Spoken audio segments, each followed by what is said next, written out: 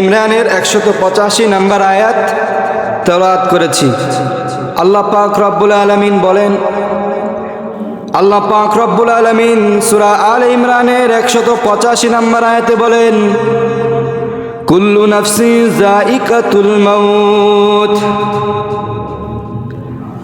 আল্লাহ পাক রব্বুল আলামিন সূরা আলে ইমরানের 185 নম্বর আয়াতে বলেন, কুল্লু নাফসিন যায়িকাতুল মাউত।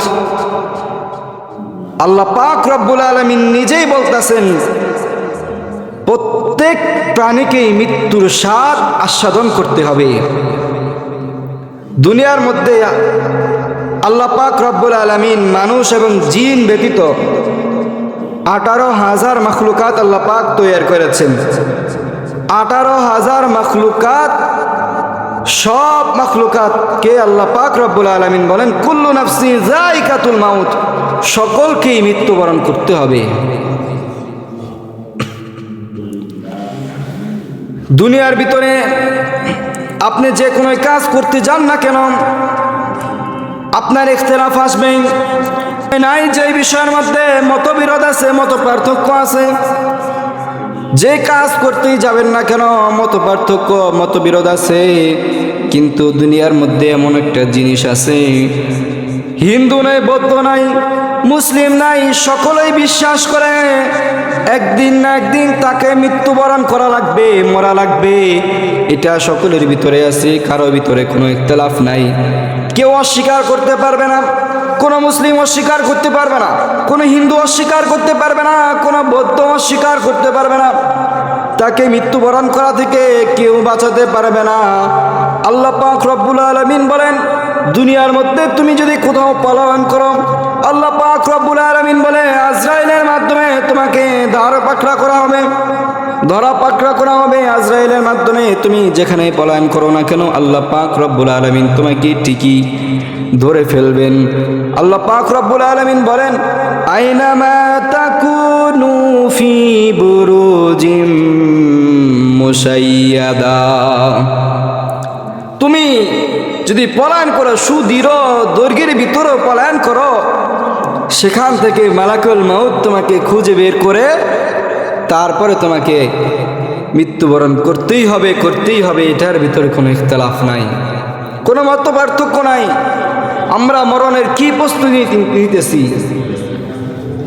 আল্লাহর রাসূল সাল্লাল্লাহু আলাইহি ওয়াসাল্লাম বলেন, কিয়ামতের ময়দানে সর্বপ্রথম তোমার থেকে আমার থেকে যে হিসাবটা হবে, আল্লাহর রাসূল সাল্লাল্লাহু আলাইহি ওয়াসাল্লাম বলেন, আউয়ালু মা ইউহাসাবু বিহিল আবদু ইয়াউমাল কিয়ামাতিস সালাহ। আল্লাহর নবী সাল্লাল্লাহু আলাইহি ওয়াসাল্লাম বলেন, কিয়ামতের ময়দানে তোমার থেকে যে হিসাবটা প্রথমে নেওয়া হবে, সেটা হচ্ছে তোমার নামাজের হিসাব। তুমি নামাজ পড়ছো কিনা, এটা আল্লাহ পাক রব্বুল আলামিন তোমার কাছ থেকে হিসাব নেবে। প্রতি ওয়াক্তে, প্রতিদিন মুয়াজ্জিন তোমাকে নামাজের দিকে ডাকে, কল্যাণের দিকে ডাকে, কিন্তু তুমি আর আমি কল্যাণের দিকে যায় না, নামাজের দিকে যায় না। আল্লাহ পাক রব্বুল আলামিন সেদিন বলবেন, আমি দুনিয়াতে মুয়াজ্জিনের মাধ্যমে তোমাদেরকে দিনে 10 বার মসজিদের দিকে ডাকছি নামাজের জন্য। মুয়াজ্জিন যখন আযান দেয়, হাইয়া আলাস সালাহ, নামাজের দিকে আসো, হাইয়া আলাস সালাহ, নামাজের দিকে আসো। মুয়াজ্জিন দিনে 5 বার আযান দেয়, 5 বারে 5 দুগুণে 10 বার বলে, হাইয়া আলাস সালাহ, হাইয়া আলাস সালাহ, হাইয়া আলাল ফালাহ, হাইয়া আলাল ফালাহ। নামাজের দিকে আসো, নামাজের দিকে আসো, কল্যাণের দিকে আসো, কল্যাণের দিকে আসো। কিন্তু আপনি আর আমি কিন্তু নামাজের দিকে আসি না, আপনি আর আমি কিন্তু কল্যাণের দিকে আসি না। আল্লাহ পাক রব্বুল আলামিন কিয়ামতের ময়দানে আপনাকে আমাকে পা ধরার পাকড়া করবেন। আল্লাহ পাক রব্বুল আলামিন কিয়ামতের দিন আপনাকে আমাকে ধরবেন, আপনার থেকে আমার থেকে যেই হিসাবটা নেবেন সেটা হচ্ছে নামাজের হিসাব। নামাজের হিসাব তুমি যদি দিতে চাও, জান্নাতের চাবি আল্লাহর নবী সাল্লাল্লাহু আলাইহি সাল্লাম বলেন, জান্নাতে তোমার যে চাবি হবে, আল্লাহর নবী সাল্লাল্লাহু আলাইহি সাল্লাম বলেন, মিফতাহুল জান্নাতিস সালাহ, নামাজ বেহেশতের চাবি। নামাজ ছাড়া কোনো উপায় নাই, নামাজ ছাড়া কোনো গতি নাই। কিয়ামতের ময়দানে আল্লাহ পাক রব্বুল আলামিন বললে, বান্দা তুই যা, জান্নাতে চলে যা। বান্দা দৌড়ে জান্নাতের গেটে চলে যাবেন। গেটে গিয়ে বান্দা এটা দেখবেন যে গেটের ভিতরে বিশাল বড় তালা। তখন সে তালা দেখে বলতে থাকবে, দুনিয়াতে তো আমি চাবি কোমরে রাখতাম, চাবি আংটায় রাখতাম, চাবি গলায় রাখতাম। সে এইভাবে তার কোমরে হাতে চাবি খুঁজতে থাকবে, কিন্তু চাবি কোথাও খুঁজে পাবে না। তখন আল্লাহ তাআলা তাকে মনে করে দিবেন, আল্লাহর নবীর মাধ্যমে, আমার নবীর মাধ্যমে আমি তোমাকে একটি মেসেজ দিয়েছিলাম, তোমার কাছে একটি বাণী পৌঁছে দিয়েছিলাম, সেটা হচ্ছে মিফতাহুল জান্নাতিস সালাহ, নামাজ বেহেশতের চাবি, নামাজ বেহেশতের চাবি। নামাজ ছাড়া কোনো গতি নাই। মুহতারাম হাজিরিন, যেটা বলতেছিলাম, আল্লাহ পাক রব্বুল আলামিন নেককার আর বদকারের মৃত্যু একসাথ করবেন না, মরণকে একসাথ করবেন না। নেককারের মৃত্যু এক ধরনের হবে, বদকারের মৃত্যু আরেক ধরনের হবে। তাহলে আমরা প্রথমে জেনে আসি বদকারের মৃত্যুটা কিভাবে হবে। আল্লাহর নবী সাল্লাল্লাহু আলাইহি সাল্লাম বর্ণনা করেন, দুনিয়ার মধ্যে আমি যখন দুনিয়ার মধ্যে আসি, দুনিয়ার ভিতরে আসি, তখন আমি সর্বপ্রথম যেই বিষয়টা বলেছিলাম, আমার উম্মতি উম্মতি উম্মতি করে আমি উম্মতের জন্য কেঁদেছিলাম, এবং মরণের সময় আমি উম্মতি উম্মতি বলে কাঁদব। মুহতারাম হাজিরিন, যেটা বলতেছিলাম, আল্লাহ পাক রব্বুল আলামিন নেককার এবং বদকারের মৃত্যুকে একসাথ করবে না। নেককারের মৃত্যু এক ধরনের হবে, বদকারের মৃত্যু আরেক ধরনের হবে। হযরত ইব্রাহিম আলাইহিস সালাতু ওয়াস সালাম একবার আজরাইল আলাইহিস সালাতু ওয়াস সালামের সাথে সাক্ষাৎ। হযরত ইব্রাহিম আলাইহিস সালাতু ওয়াস সালাম একবার আজরাইল আলাইহিস সালাতু ওয়াস সালামের সাথে দেখা হয়েছিল।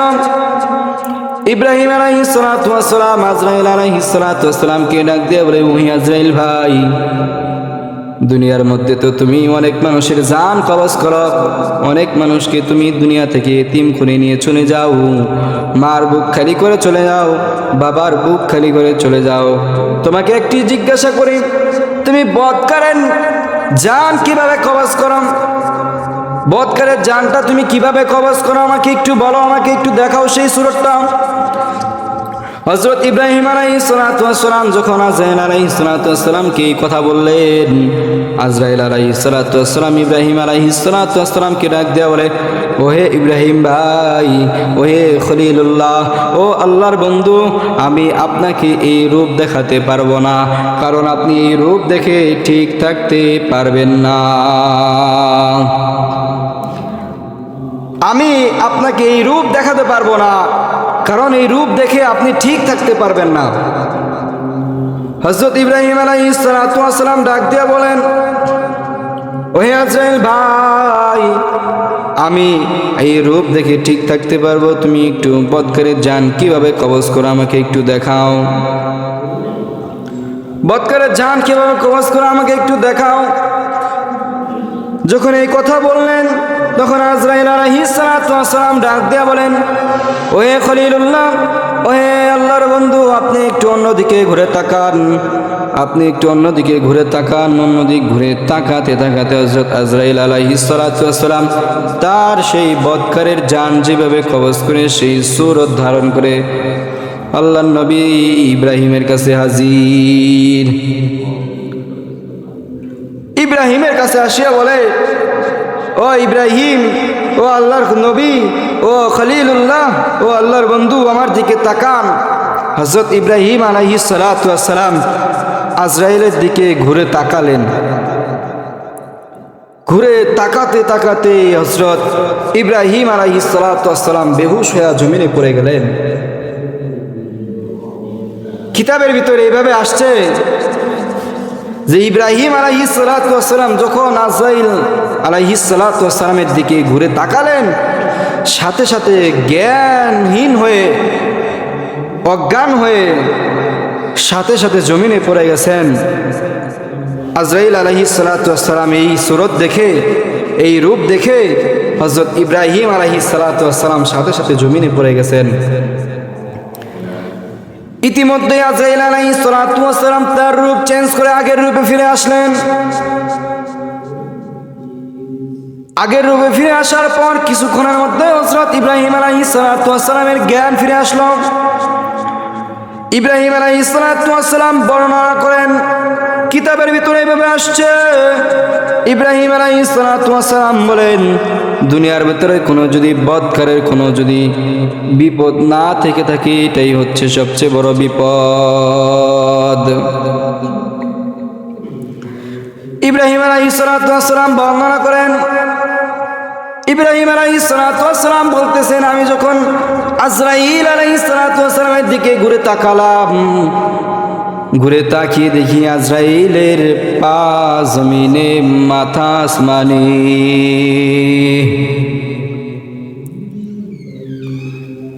আমি ইতিমধ্যে আরো কিছু দেখলাম, তার এক কাঁধ থেকে অপর কাঁধের দূরত্ব কয়েকদিনের রাস্তা,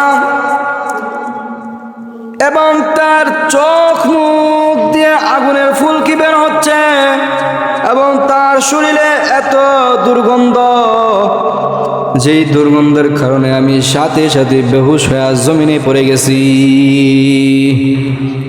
ও দুনিয়ার মুসলমান, ও আল্লাহর গোলাম, যেটা বলতেছি এখনো সময় আছে। আল্লাহ পাক রব্বুল আলামিন আপনার কাছে আমার কাছে মালাকুল মাউত পাঠায় নাই, আপনার কাছে আজরাইল পাঠায় নাই, আমার কাছে আজরাইল পাঠায় নাই। এখনো আপনার সময় আছে। আল্লাহ তাআলার কাছে ফিরে আসার একটা রাস্তা এখনো আপনার কাছে আছে। আল্লাহ পাক রব্বুল আলামিন বলেন, দুনিয়াতে তুমি বান্দা যত গুনাহ করো না কেন, আমি মালিককে একবার তওবা করে মালিকের কাছে ফিরে এসে দেখো, আমি মালিক এত রহমান, এত রহিম, এত গফফার, এত গফুর, তোমার সমস্ত গুনাহ খাতা মাফ করে দিব। আল্লাহ পাক রব্বুল আলামিন বলে, তুমি যদি 100 মানুষকে হত্যাও করো, হত্যা করে ফিরে আসো আল্লাহর পথে, তওবা করো, আল্লাহ জীবনে যত গুনাহ করেছি, যত পাপ করেছি, সব পাপের জন্য তোমার কাছে অনুতপ্ত, ক্ষমা চাচ্ছি, জীবনে আর এই পাপ করব না, এই গুনাহ করব না। আল্লাহ তাআলা গফফার, গফুর নামের ওসিলায় আপনাকে ক্ষমা করে দিবেন। ইব্রাহিম আলাইহিস সালাতু ওয়াস সালাম বর্ণনা করেন যে বদকারের আমল, বদকারের জান আজরাইল আলাইহিস সালাতু ওয়াস সালাম এইভাবে কবজ করে থাকেন। বদকারের যখন মৃত্যুর সময় হয়ে যায়, আল্লাহ পাক রব্বুল আলামিন বলেন, আজরাইল যা যা জাহান্নামে চলে যা, জাহান্নামে যা, আগুনের কড়ানিতে থাক, আগুনের কড়ানিয়া অমুক বান্দার কাছে যা, অমুক বান্দাকে আমি দুনিয়াতে বড় সাত সন্ধ্যাবাদ, এবং আল্লাহ পাক রব্বুল আলামিন বলেন, আমি তাকে নাজ নিয়ামত দান করেছিলাম, কিন্তু সে আমার নাজ নিয়ামত কাজে লাগায় নাই, সে আমার নাফরমানিতে ডুবেছিল। আমি তাকে বলছিলাম নামাজ পড়ো, নামাজ পড়ে না, আমি বলছিলাম যাকাত দিতে, যাকাত দেয় না, আমি বলছিলাম রোজা রাখতে, রোজা রাখি নাই, আমি বলছিলাম ফিতরা দিতে, ফিতরা দেয় নাই। আল্লাহ তাআলার হুকুমকে অস্বীকার করছে। দুনিয়ার ভিতরে আমি তাকে নাজ নিয়ামতে ভরপুর করে রাখছিলাম, কিন্তু সে আল্লাহ পাক রব্বুল আলামিনের সাথে নাফরমানি করছে। আজরাইল আলাইহিস সালাতু ওয়াস সালামকে এই কথা বলার সাথে সাথে আজরাইল আলাইহিস সালাতু ওয়াস সালাম দৌড়ে চলে যাবে জাহান্নামে। জাহান্নামে যে আগুনের কড়া নেবেন, এবং আগুনের গর্জনিবেন, গর্জনিয়া দুনিয়ার ভিতরে চলে আসবেন। আল্লাহ পাক রব্বুল আলামিন বলেন, আজরাইল আলাইহিস সালাতু ওয়াস সালামের সাথে আরো 500 ফেরেশতা আমি নিযুক্ত করিয়া দিছি, যাদের সাথে আগুনের করা থাকবে। নাউজুবিল্লাহ। আল্লাহ পাক রব্বুল আলামিন এমন মরণ থেকে আমাদেরকে হেফাজত করুক। আজরাইল আলাইহিস সালাতু ওয়াস সালাম দুনিয়ার ভিতরে চলে আসলেন। দুনিয়ার ভিতরে আইসিয়া ওই বান্দার কাছে, বদকার বান্দার কাছে চলে যায়।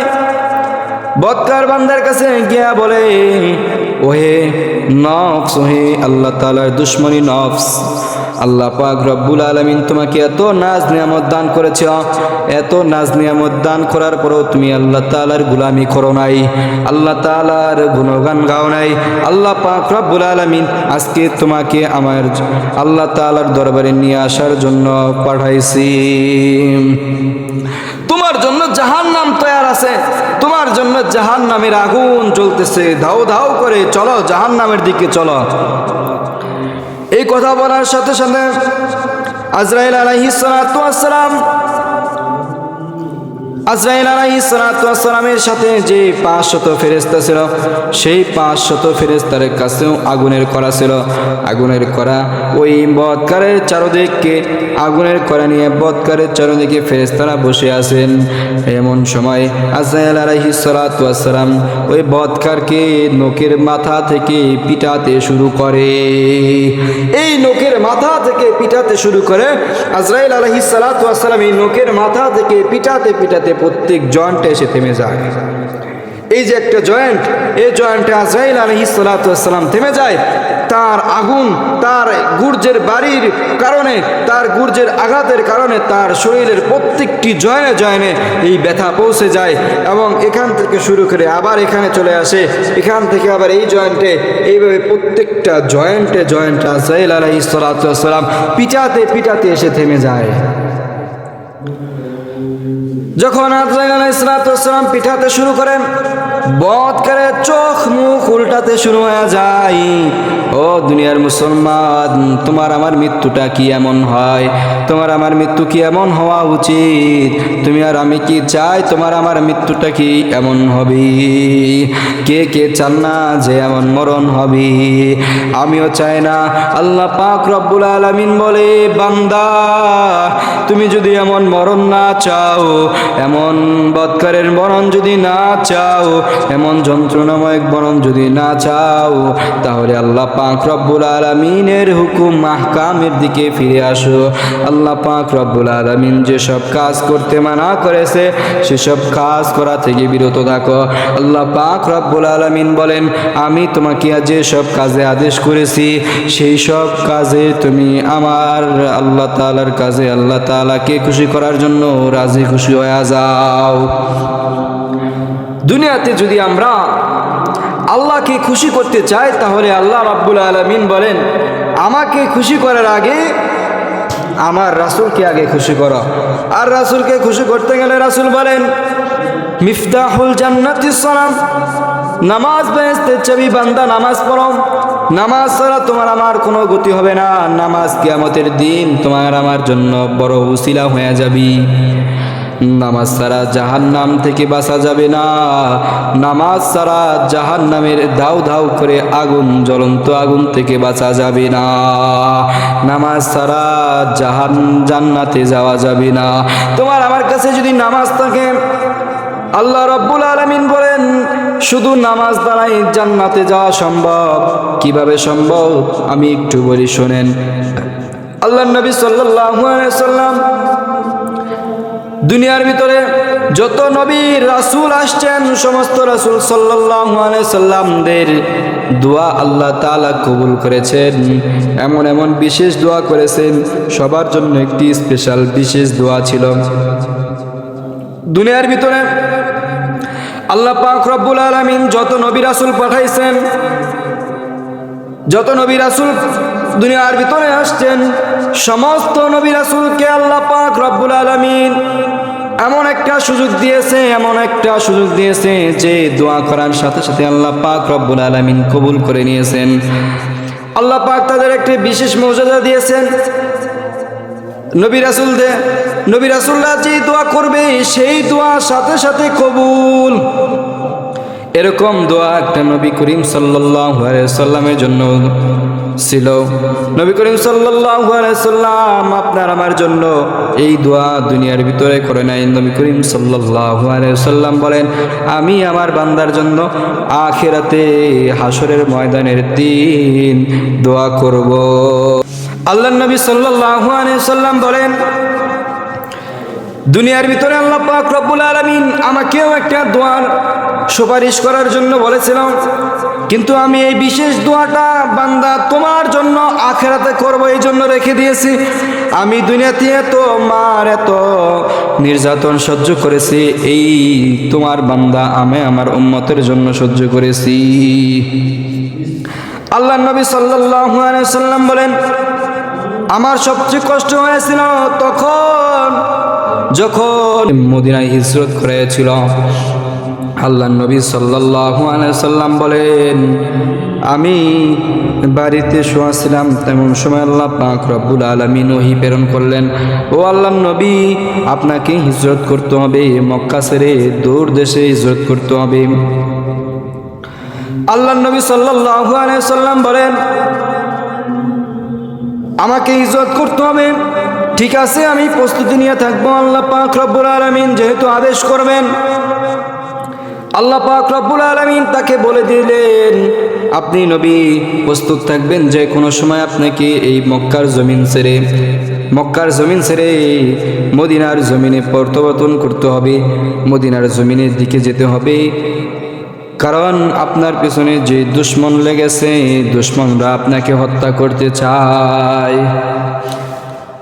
তখনকার যুগে আবু জাহেলরা একটা বৈঠক করেছিল দারুন নদওয়ার ভিতরে এই সিদ্ধান্ত হয়েছিল যে প্রত্যেক বংশ থেকে একজন করে লোক আসবে এবং এই সিদ্ধান্ত হবে মুহাম্মদ দ্বীনের দাওয়াত দিচ্ছেন, মুহাম্মদ সাল্লাল্লাহু আলাইহি সাল্লাম মানুষকে আল্লাহর দিকে ডাকছেন, এটা নির্মূল করা যায় কিভাবে।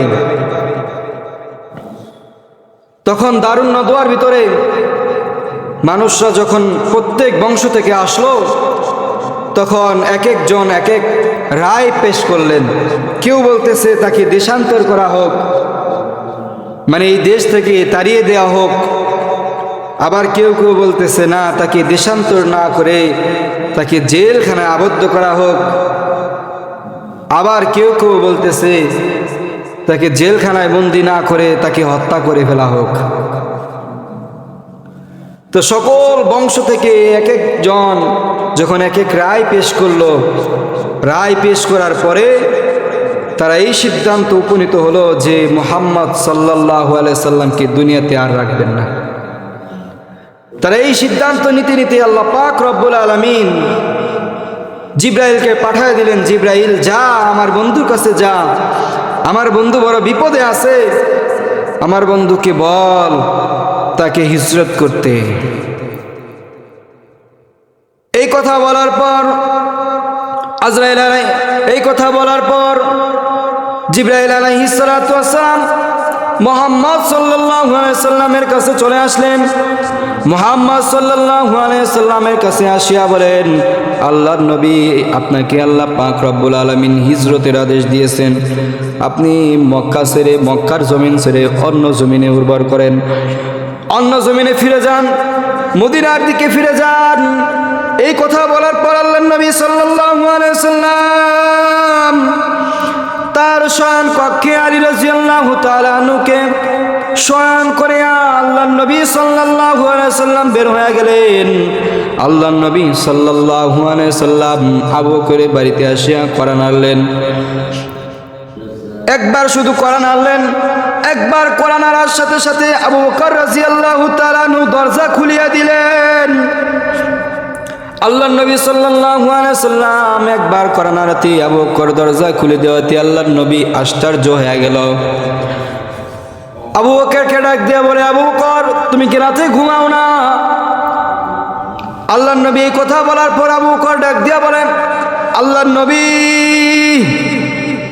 আপনি আমাকে বলেছিলেন যে কোনো সময় আল্লাহ পাকের নির্দেশে আপনাকে হিজরত করা লাগবে, একটি সোয়ারি নিয়ে রেডি থাকতে, তৈয়ার থাকতে। এই জন্য আমি আবু বকর রাদিয়াল্লাহু তাআলা আনহু সেই দিনকার পর থেকে এ পর্যন্ত একদিনও ঘুমায় নাই।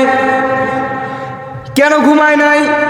কারণ আপনি যখন আমার দরজায় আসিয়া কোরআন আনবেন, আমি দরজা খুলে দিতে পারবো না, আপনার মনে কষ্ট হবে। এই জন্য আমি একটি রাত্রেও আপনার মোহাব্বতে ভালোবাসায় ঘুমাই নাই। আবু বকর রাদিয়াল্লাহু তাআলা আনহু বলেন, আল্লাহর নবী আপনি তো আমাকে বলে রাখছিলেন হিজরত করা লাগবে, এই যেদিন বলেছিলেন সেদিনকার পর থেকে একদিনও আমি রাত্রে ঘুমাই নাই। কারণ কখন আল্লাহর নবী আমাকে আসিয়া ডাক দিবেন, ও আবু বকর চলো হিজরত করতে হবে, মক্কার জমিন ছেড়ে অন্য জমিনে যেতে হবে, মক্কার জমিন ছেড়ে মদিনার জমিনে যেতে হবে, চলো চলো আবু বকর। এমনকি আল্লাহর রাসূল এই কথা শোনার পর, আপনি হিজরত করবেন এই কথা শোনার পর আমার মেয়ে আসমা ওই পর্যন্ত ঘুমায় নাই। এমনকি বাইরে যে আমাদের সোয়ারিটা আছে সেই সোয়ারিতেও আমি একদিনও তাকে দেখি নাই সে ঘুমাইছে। সে রাত্রেবেলা জাগরণ করে রাখছে, রাত্রি জাগরণ করে করে দিন কাটাইছে। প্রায় 6 মাস কাটিয়ে গেছে আল্লাহর নবী। এই 6 মাসে আমি আবু বকর, আমার মেয়ে আসমা এবং বাহিরে যে সোয়ারিটা আছে এই সোয়ারিটা 6 মাসে একদিনও রাত্রেবেলা ঘুমায় নাই। কারণ আপনার হিজরতের জন্য আল্লাহ তাআলা কখন আপনাকে হিজরতের আদেশ দেন, কখন আপনি আবু বকরের দরবারে আসেন, কখন আবু বকরের দরজা আসিয়া কোরআন আনেন, আর আপনি কোরআন আনার সাথে সাথে যদি আমি দরজা না খুলে দিতে পারি তাহলে আপনার মনে কষ্ট লাগবে। এই জন্য আমি আবু বকর ঘুমাই নাই। দেখেন নবীর প্রতি সাহাবায়ে কেরামের কি প্রেম ভালোবাসা, আর বর্তমানে আপনার আমার প্রেম ভালোবাসা কতটুকু। নবীকে নিয়ে কিছুদিন আগে এক নাস্তিক মাথা নাড়াচাড়া দিয়েছিল, কথা বলেন, তার নাম তো জানেন, তার নাম হচ্ছে আসাদ নূর। এই কুলাঙ্গারের বাচ্চা আমার নবীকে নিয়ে গালি দিয়েছিল। কই আজকে সেই নাস্তিক, কই সেই আসাদ নূর? জমিনে তাদের কোনো ঠাঁই হবে না। নবীকে নিয়ে যেই গালি দিবে তাকে জমিনে ঠাঁই হবে না। এই জমিনে তাকে এই জমিন ছেড়ে পালায়ন করতে হবে। স্বৈরাচাররা কি এরকম করে নাই? ফাঁসিবাদী সরকার আলেম ওলামাদেরকে বহু জ্বালাতন করেছেন। ফাঁসিবাদী সরকার আলেম ওলামাদেরকে জেলখানায় আবদ্ধ করে রেখেছিল বহুদিন। আল্লাহর নবীর একটি হাদিস, ইন্নাল উলামা ওয়ারাসাতুল আম্বিয়া, আলেমগণ হচ্ছে নবীর ওয়ারিস। নবীর ওয়ারিস, নবীর চাদর ধরে যেখানে টানাটানি করবে, তুমি নবীর চাদর ধরে টানাটানি করবে, তোমার গদিকে আল্লাহ তাআলা উল্টায় দিবেন। আল্লাহ তাআলা উল্টায় দিছে না গদি? জমিনে পা রাখারও সময় হয় নাই, হেলিকপ্টার দিয়ে উড়ে যেতে হয়েছিল। এই জন্য এটা বলবো, আগামীতে যারাই ক্ষমতায় আসবেন এটা মনে রাখবেন, ইন্নাল উলামা ওয়ারাসাতুল আম্বিয়া, আলেমগণ হচ্ছে আল্লাহর নবী সাল্লাল্লাহু আলাইহি সাল্লামের ওয়ারিস। এই ওয়ারিসের সাথে যদি বেয়াদবি করেন, এই ফেসিবাদী হাসিনার মতো আপনাকে পালন করতে হবে, আপনার চেয়ার গদি ঠিক থাকবে না। মোহতারাম হাজিরিন, যেটা বলতেছিলাম, আল্লাহর নবী সাল্লাল্লাহু আলাইহি সাল্লাম বের হয়ে গেলেন। আল্লাহর নবী সাল্লাল্লাহু আলাইহি সাল্লাম যখন হিজরত করবেন বের হয়ে গেলেন। আল্লাহর নবী কিছু রাস্তা অতিক্রম করার পর আল্লাহর নবী সাল্লাল্লাহু আলাইহি সাল্লাম বারবার ফিরা মক্কার দিকে তাকায়। 500 ফেরেশতা সহ আজরাইল আলাইহিস সালাতু ওয়াস সালামকে তার কাছে পাঠিয়ে দিবেন। 500 ফেরেশতা আসিয়া বৎকারের চতুর্দিক দিয়া আগুনের কড়া রাখবেন, আর আজরাইল আলাইহিস সালাতু ওয়াস সালাম তার জানটা কবজ করবেন। আজরাইল আলাইহিস সালাতু ওয়াস সালাম তার জান কবজ করবেন। তার যে পরিমাণ কষ্ট হবে, দুনিয়ার মুসলমান শোনো, আল্লাহ নবী সাল্লাল্লাহু আলাইহি সাল্লাম বলেন, বৎকারের মৃত্যুর সময় যে কষ্ট হয় সেই কষ্টের পরিমাণ এত বেশি যে দুনিয়াতে জীবিত কোনো মানুষের চামড়া যদি খোসানো হয়, দুনিয়াতে যদি কোনো জীবিত ছাগলের চামড়া খসানো হয়, ছাগলের যেই পরিমাণ কষ্ট হবে সেই পরিমাণ কষ্ট তার থেকে বেশি কষ্ট বৎকারের হয়। এমন হবে যে পুরা দুনিয়াটা তার বুকের উপর দেওয়া হয়েছে। এই দুনিয়া তার বুকের উপর দিলে যে পরিমাণ কষ্ট, আল্লাহর নবী সাল্লাল্লাহু আলাইহি ওয়াসাল্লাম বলেন বৎকারের মৃত্যুর সময় এই কষ্ট হবে। আল্লাহর কাছে আমরা দোয়া করি, আল্লাহ পাক রব্বুল আলামিন এমন মৃত্যু থেকে আমাদেরকে হেফাজত করুক। সকলে বলেন আমিন।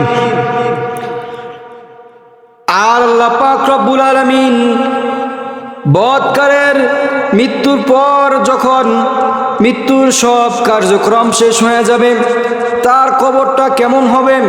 আল্লাহর নবী সাল্লাল্লাহু আলাইহি সাল্লাম বলেন তাকে কবরে রাখার সাথে সাথে জান্নাতি দুইজন ফেরেশতা মানুষকে কবরে রাখার সাথে মানুষকে কবরে রাখার সাথে সাথেই দুইজন ফেরেশতা আসে। দুজন ফেরেশতা আসিয়া তাকে সওয়াল জবাব করে, সওয়াল জবাবে সে যদি প্রশ্নের উত্তর দিতে পারে তাহলে আল্লাহর নবী সাল্লাল্লাহু আলাইহি সাল্লাম বলেন সে হবে জান্নাতি। সওয়াল জবাব দিতে যদি পারেন তাহলে আপনি হবেন জান্নাতি।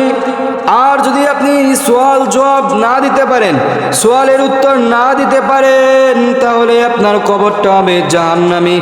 আপনার বৎকারের মৃত্যুটার পর বৎকারের কবরটা এমন হবে, আল্লাহর নবী সাল্লাল্লাহু আলাইহি সাল্লাম বলেন বৎকারের কবরটা এমন হবে তাকে রাখার সাথে সাথে বৎকার যে কবরটা দুই পাশের মাটি তাকে এমন জোরে দুই পাশ থেকে চাপ দিবে, দুই পাশ থেকে চাপ দেওয়ার সাথে সাথে তার এক পাশের হাড় অপর পাশের হাড়ের ভিতরে ঢুকে যাবে, চূর্ণ বিচূর্ণ হয়ে যাবে শরীর। আল্লাহর নবী সাল্লাল্লাহু আলাইহি সাল্লাম আরো বলেন, আল্লাহর নবী সাল্লাল্লাহু আলাইহি সাল্লাম বলেন দুইজন কানা ফেরেশতা, বয়রা ফেরেশতা তাকে ওই কবর ভিতরে পাঠানো হবে যাতে বৎকার চিল্লাচিল্লি করলেও কোনো শব্দ তার কানে না যায় এবং সে দুই চোখে যেন না দেখে। এই জন্য আল্লাহ পাক রব্বুল আলামিন কানা এবং বয়রা পাঠায় দিবেন, বয়রা ফেরেশতা পাঠায় দিবেন। দুইজন ফেরেশতা পাঠানোর পর আল্লাহ রব্বুল আলামিন বলবেন ও ফেরেশতারা তোরা পিটাতে শুরু কর। ফেরেশতারা আসিয়া কবরের ভিতরে বৎকারকে পিটাতে শুরু করবে। সাথে সাথে আল্লাহ পাক রব্বুল আলামিন এমন এমন সাপ কবরের ভিতরে নিযুক্ত করবেন। হাদিসে আসে, বড় বড় মুফাসসির ইকরাম ব্যাখ্যা করেছেন এমন সাপ নিযুক্ত করবেন যে সাপ দুনিয়াতে যদি শুধু নিঃশ্বাস ফেলে দুনিয়াতে যত ঘাস আছে যত গাছপালা আছে সব শুকায় যাবে, সব শুকা খড়ি হয়ে যাবে। দুনিয়ার জমিনে আর কোনো ঘাস হবে না এই বিষের কারণে। আল্লাহর নবী সাল্লাল্লাহু আলাইহি সাল্লাম বলে এই বিষাক্ত সাপ তাকে কামড়াতে থাকবে। কবর দেশে আপনার কোনো মৃত্যু হবে না। আল্লাহর নবী সাল্লাল্লাহু আলাইহি সাল্লাম বলেন কবর দেশে আপনার কোনো মৃত্যু হবে না, মৃত্যু যা হওয়ার দুনিয়াতেই হয়ে গেছে। আল্লাহর নবী সাল্লাল্লাহু আলাইহি সাল্লাম বলে তাকে কবরে এরকম কিয়ামত পর্যন্ত শাস্তি দেওয়া হবে। কিয়ামতের ময়দানে যখন তাকে হাজির করা হবে আল্লাহ পাক রব্বুল আলামিন তাকে টানা হেঁচড়া করে জাহান্নামে ফেলে দিবি। এটা হচ্ছে বৎকারের মৃত্যু। এই মৃত্যু থেকে আল্লাহ পাক রব্বুল আলামিন আমাদেরকে হেফাজত করুক। আপনি আর আমি যদি চাই যে এরকম মৃত্যু আমার না হোক, তাহলে আপনার আমার আমলের সাথে লেগে থাকতে হবে, আল্লাহ পাক রব্বুল আলামিনের হুকুম আহকামের সাথে লেগে থাকতে হবে। আল্লাহ রব্বুল আলামিন যে কাজ করতে বলেছেন সেই কাজ করতে হবে, আর যে কাজ আল্লাহ রব্বুল আলামিন মানা করেছেন সেই কাজ থেকে বিরত থাকতে হবে। এটা হচ্ছে বৎকারের মৃত্যু।